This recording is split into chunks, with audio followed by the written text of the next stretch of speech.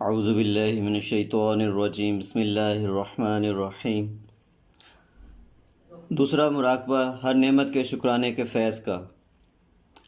اللہ تعالیٰ خالق کائنات ہیں اور اللہ کی بے شمار نعمتیں اپنی مخلوقات پر ہیں جنہیں شمار بھی نہیں کیا جا سکتا۔ وَإِن تَعُدُّوا نِعْمَةَ اللَّهِ لَا تُحْصُوهَا، اور اگر اللہ کی نعمتوں کو گننا چاہو تو کبھی ان کا حساب نہ رکھ سکو گے۔ ان نعمتوں کی شکر گزاری فرض ہے۔ خدا کی نعمتوں کو یاد کرنا اور ان کا دل، زبان اور عمل سے اظہار کرنے کو شکر کہا گیا ہے۔ شکر ایک بہت عمدہ عبادت ہے۔ شکر نعمتوں کا محافظ اور اللہ کے فضل میں اضافے کا باعث ہے، لیکن پھر بھی بندوں میں سے انجام دینے والے تھوڑے ہیں۔ فرمایا وَقَلِيلٌ مِّنْ عِبَادِيَ الشَّكُورُ، اور بہت تھوڑے میرے بندوں میں سے شکر گزار ہیں۔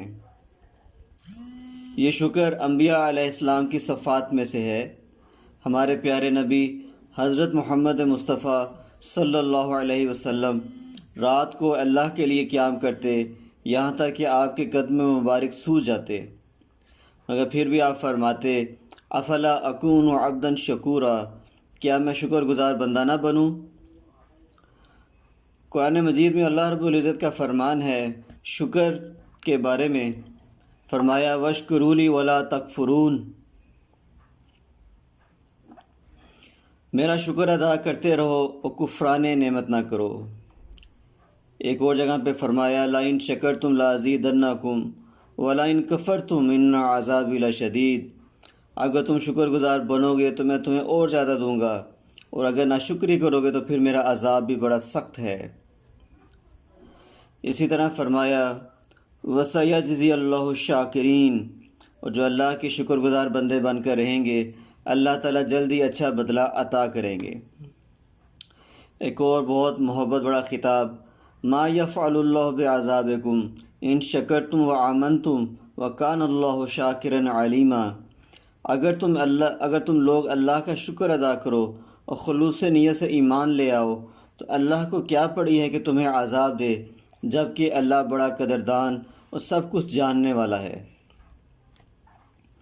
آپ جانتے ہیں کہ شیطان ایک چیلنج دے کر زمین پر آیا تھا کہ میں آدم علیہ السلام کی اولاد کی ہدایت کے راستے پر بیٹھ کر جاؤں گا اور ان میں سے اکثریت کا تو اعلیٰ ناشکرا پائے گا۔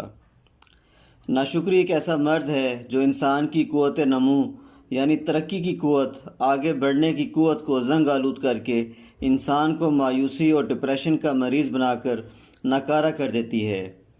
ہماری بیماری یہ ہے کہ ہمیں اللہ کی وہ نعمتیں نظر نہیں آتی جو اس نے ہمیں عطا فرمائی ہیں، بلکہ ہمیں دوسروں کے شاہانہ ٹھاٹ بھاٹ تڑپاتے رہتے ہیں، اور بعض اوقات یہ تڑپنا حسد، بغض اور لالچ کی شکل میں وارد ہو کر انسان سے صبر، قناعت اور حوصلہ چھین کر اسے مجرموں کے شیطانی ٹولے میں دھکیل دیتا ہے۔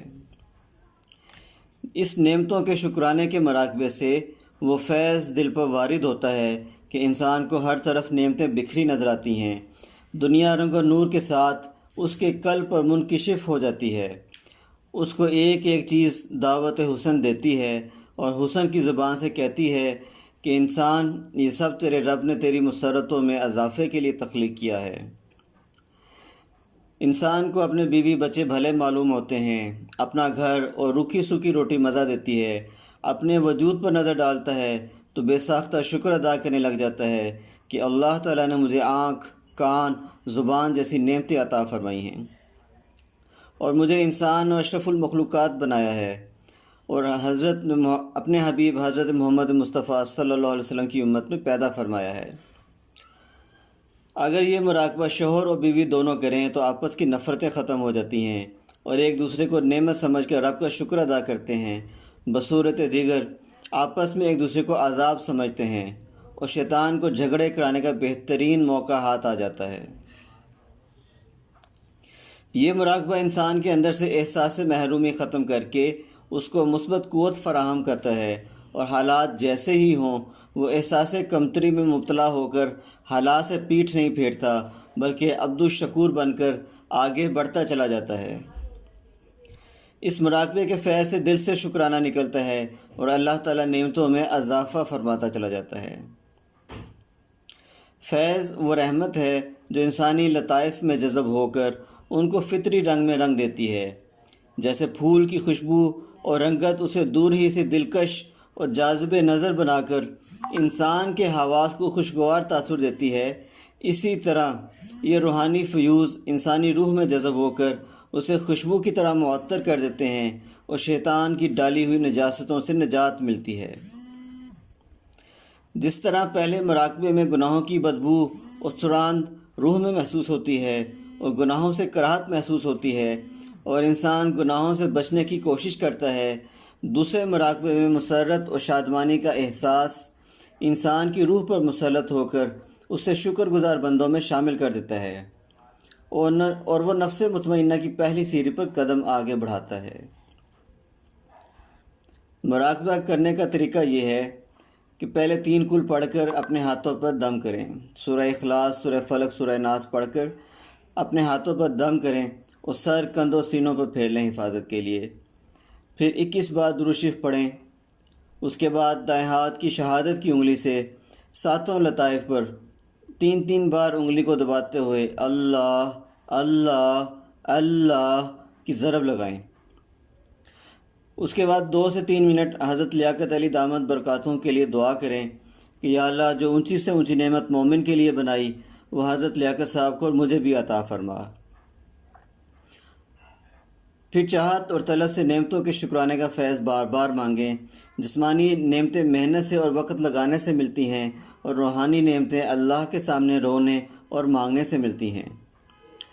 دعائیں مانگنے کے بعد اب آنکھیں بند کر کے تصور کریں کہ آپ روضہ رسول صلی اللہ علیہ وسلم پر ہیں اور فیض روحانی نورانی لہروں کی شکل میں عرش معلیٰ سے حضرت محمد مصطفیٰ صلی اللہ علیہ وسلم کے قلب مبارک سے ہوتا ہوا آپ کے قلب میں داخل ہو رہا ہے۔ آنکھیں اور زبان بند کر کے تصور کیجئے کہ یہ فیض آپ کے دل یا لطیفہ قلب پر آ رہا ہے اور دل اللہ اللہ کر رہا ہے۔ اس فیض کا احساس ٹھنڈک کی شکل میں محسوس ہوگا۔ جزاک اللہ۔